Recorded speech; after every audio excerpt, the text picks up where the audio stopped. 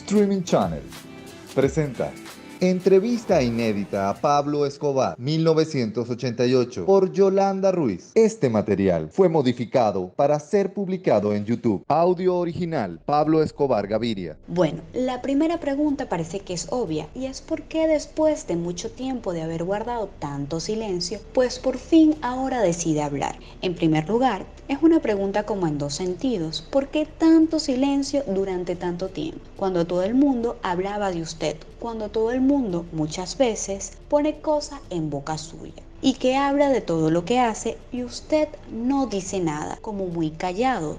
¿Y ahora va a hablar o qué? Bueno, yo siempre había decidido guardar silencio porque yo considero que si me pongo a dar explicaciones de todo lo que se me acusa y de todo lo que se dice de mí, sinceramente no tendría tiempo para dar todas esas explicaciones. Bueno, empecemos hablando por uno de los temas más recientes en los cuales se ha visto involucrado, y es en concreto el problema de las masacres. Es tal vez una de las últimas indicaciones en las cuales aparece su nombre. ¿Qué tiene usted para decir sobre eso? Eso es lo único que me hace enfrentarme de nuevo a los micrófonos para manifestarle al pueblo de Colombia que me conoce y que me apoya, que soy ajeno a todas esas acusaciones que son tejidas por ciertos intereses que se han formado contra mi persona, pero todas las personas en el departamento de Antioquia saben que yo no tengo intereses de ninguna naturaleza en las regiones donde se han sucedido esas masacres. O sea, no tengo intereses en Urabá, no tengo intereses económicos en Córdoba y tampoco tengo intereses económicos en Puerto Boyacá. Soy ajeno a esa situación, soy inocente de esas acusaciones y repudio todo lo que se trate de masacres y asesinatos colectivos. Pero ¿de dónde considera usted entonces que viene todo este tipo de indicaciones? Es decir, ¿tiene que haber algún origen? ¿Tiene que haber alguna razón para que termine su nombre involucrado en esto? Sí, como le digo, hay personas interesadas en hacerme daño y hay personas interesadas en enfrentarme con la izquierda. Hay personas que cuando les conviene decir que yo estoy vinculado con la izquierda no tienen ningún límite en sus palabras para expresarlo así. También a veces me indican de estar aliado con la derecha, de manera que no hay ninguna consistencia en estas acusaciones. Unas veces soy de la izquierda y otras veces soy de la derecha, y unas veces actúo contra la izquierda y otras veces actúo contra la derecha. O sea que eso no tiene ningún sentido, no tiene ningún valor jurídico. ¿Y cuál es la realidad? Es decir, se ha tocado el tema que yo venía pensando para más adelante. Se ha hablado de relaciones, incluso se dice que se acuñó un término, ya que es de vieja data en el país, la narcoguerrilla. Pero por otro lado se dice que hay también apoyo a grupos paramilitares, etcétera, a sectores de derecha. ¿O es que se está con el que más convenga? ¿Cuál es la realidad frente a este tipo de relaciones? No, la realidad es que yo soy una persona muy respetuosa de las ideas ajenas. O sea, yo respeto las ideas de los demás. Si yo veo que la gente de la izquierda tiene ideas que le convienen al país, yo no tengo ningún problema en apoyarlas y respaldarlas. Y si veo que la gente de la derecha también tiene ideas que le convienen al país, no tengo ningún problema en apoyarlas y respaldarlas. Pero de todas maneras yo no tengo por qué matricularme en ninguna corriente. Yo simplemente soy una persona que respeta las ideas de las demás personas. Bueno, ya que tocamos un poco el tema de la guerrilla y de todo esto, hay un tema muy de moda en el país y es todo lo que tiene que ver con el diálogo. Se ha propuesto el diálogo con la guerrilla, de hecho se ha realizado ya algunos avances y dentro de todas estas reuniones alguien propuso que usted también debía entrar en ese diálogo porque son parte del conflicto social y político y de orden público que se vive en el país. ¿Cuál es la posición que tiene en este momento o tiene usted personalmente, como sea, frente al diálogo, frente a la negociación? La última vez, no sé si estoy equivocada, pero la última vez se habló de diálogo fue en la reunión de Panamá con el expresidente López y con el procurador. De allí a esa época hasta ahora, ¿qué ha pasado? Sí, nosotros siempre hemos estado dispuestos a dialogar. Históricamente lo hemos demostrado desde el año de 1984, cuando se le propuso al gobierno nacional un diálogo que habría evitado sinceramente mucho derramamiento de sangre en el país. Es decir, todos estos conflictos de la extradición se habrían podido evitar si hubiera habido un diálogo que se propuso desde hace 4 años.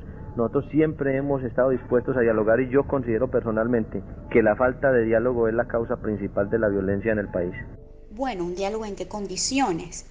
¿Qué es la divergencia? Parece que todo el mundo está de acuerdo en que hay que dialogar, que hay que negociar, pero ¿en qué condiciones? Es decir, un diálogo implica que cada quien tiene que hacer una parte de lo que tiene. Sí, por eso se llama diálogo, precisamente. El diálogo no puede tener condiciones, el diálogo debe ser amplio e ilimitado. ¿Qué están proponiendo ustedes? Esa vez que se hablaba en Panamá, habían ofrecido de pronto ofrecer algún dinero, en fin, la repatriación de capitales, etcétera, etcétera. ¿Tiene alguna propuesta en concreto que hacer ahora? No, nosotros nunca hemos ofrecido dinero. El problema nuestro es un problema de dignidad. A nuestras familias las han atropellado, ha habido represión, allanamientos, saqueos a nuestros hogares. El problema nuestro no es un problema de dinero, es un problema de dignidad. Pero la actividad que ustedes hacen es ilícita de todas maneras. Bueno, yo personalmente no sé por qué dice usted actividades ilícitas. Pues a veces a mí se me acusa de narcotráfico, pues es una actividad que por el momento, históricamente, digámoslo así, se ha declarado ilegal. Es ilegal por el momento, pero a la larga y al futuro se va a demostrar que tiende hacia la legalización. ¿Están de acuerdo ustedes con eso? Que es otro tema de discusión ahora. Por ejemplo, en los Estados Unidos y aquí mismo en el país, y hay algunos sectores que plantean que dentro de esa negociación, ese diálogo, se contemple la posibilidad de legalizar el consumo y el tráfico de narcóticos sin ningún problema. Sí, yo pienso que el problema de la legalización o el problema de la represión en la lucha contra el narcotráfico no es tan importante. Yo considero que es mucho más importante el problema de la educación y de la disciplina. Este es un problema más de educación y de disciplina que de legalización o de represión, porque yo digo disciplina porque pues todo lo que se hace en exceso es perjudicial para la salud. Inclusive el mismo ejercicio físico puede ser dañino para la salud cuando se hace en exceso. De todo esto que usted me habla cuando me dice respecto a la educación y todo esto, me da la impresión, no sé si es así, que hay una preocupación por el consumo de las drogas, porque la gente las consuma o algo así. ¿Es cierto? Sí, claro que existe una preocupación por el consumo de las drogas, pero cuando el consumo se hace en exceso y se hace sin ningún tipo de educación, o sea, las drogas necesitan una clasificación, porque no producen los mismos efectos en una persona el whisky que la cerveza o el vino. Lo mismo sucede con las drogas. El problema es de educación y de clasificación de las drogas. Eso implicaría reconocerlas, o sea, reconocerlas como una realidad que están ahí. Entonces, educar a la gente en ese sentido. Sí, es que es una realidad que están ahí. Hay que reconocer que están ahí. Bueno, el consumo de drogas, sí, de ese problema se podría hablar muchísimo, pero hay otro tema que también es importante, que creo que es conveniente tocar, y es el que tiene que ver con el tratado de extradición. Ya desde hace varios meses está un poquito congelada esta discusión, que en otro tiempo fue primera plana en todos los periódicos, pero ¿cuál es la posición suya o la de usted en torno al tratado de extradición en este momento?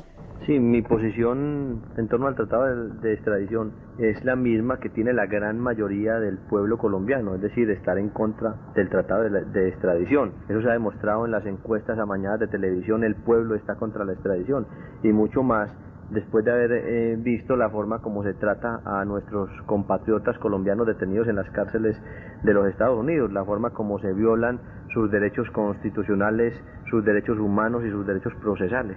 Muchas personas aseguran que usted está en contra del tratado de extradición porque en Estados Unidos sí se condena la ley y la justicia es más estricta que aquí, en donde nuestra justicia, y para nadie es un secreto, realmente cojea mucho y a veces no llega. Sí, claro, la justicia de los Estados Unidos es muchísimo más estricta, pero cuando se trata de sindicados y de procesados colombianos, porque la historia nos ha demostrado que cuando se trata de sindicados norteamericanos, el trato no ha sido siempre el mismo. Bueno, y sigamos con otro tema que también fue noticia importante en el país en su época y que revivió en días pasados porque alguien hacía denuncias, y es lo que tiene que ver con los dineros calientes, con la infiltración de este tipo de dinero en todas las actividades económicas y políticas del país. Hay muchos que dicen, aquí nadie puede tirar la primera piedra porque cada cual más o menos tiene algo que ver. ¿Qué hay de realidad sobre esto, sobre las vinculaciones con sectores políticos y económicos del país? Sí, eso está claro, los dineros calientes están incluidos en todos los sectores económicos del país. Es que cuando el mismo Estado y el mismo gobierno recibe los impuestos que pagan los comerciantes de drogas prohibidas, entonces se está aceptando lo que la prensa y a veces la gente llamaría los famosos dineros calientes. Pero ¿cómo así? ¿Cuánto recibe el Estado de ese dinero? ¿De dónde? Pues el Estado recibe ese dinero cuando recibe impuestos de las personas que están sindicadas de comerciar con drogas ilegales. Pero precisamente esa ha sido una discusión de hace mucho, hace tiempo atrás, que son dineros ilegales, que no se pagan impuestos, y parte de todo el debate que hay es precisamente que se legalice todo ese dinero para que haya más impuestos para el país. Pero se supone que eso no es oficial.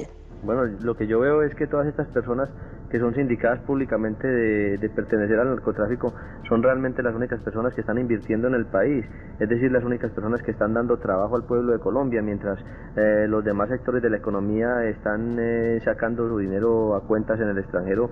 Estas otras personas están invirtiendo, están generando trabajo para el pueblo de Colombia. Y entonces, es cierto que hay donaciones, que hay ciertos sectores de la economía en donde hay inversión de este tipo de dinero. Eso yo creo que es demasiado lógico. Bueno, y hay otro tema que está también de moda, el cual hablan mucho los colombianos últimamente, y es el de una real guerra y un enfrentamiento con el llamado Cartel de Cali. Bueno, ese es un tema sobre el cual se ha especulado demasiado, y yo sinceramente no deseo tocar ese tema. Lo único que puedo decirle es que siento una gran admiración y un profundo respeto por el pueblo del Valle. Este video fue presentado por Streaming Channel. Transmitimos emociones.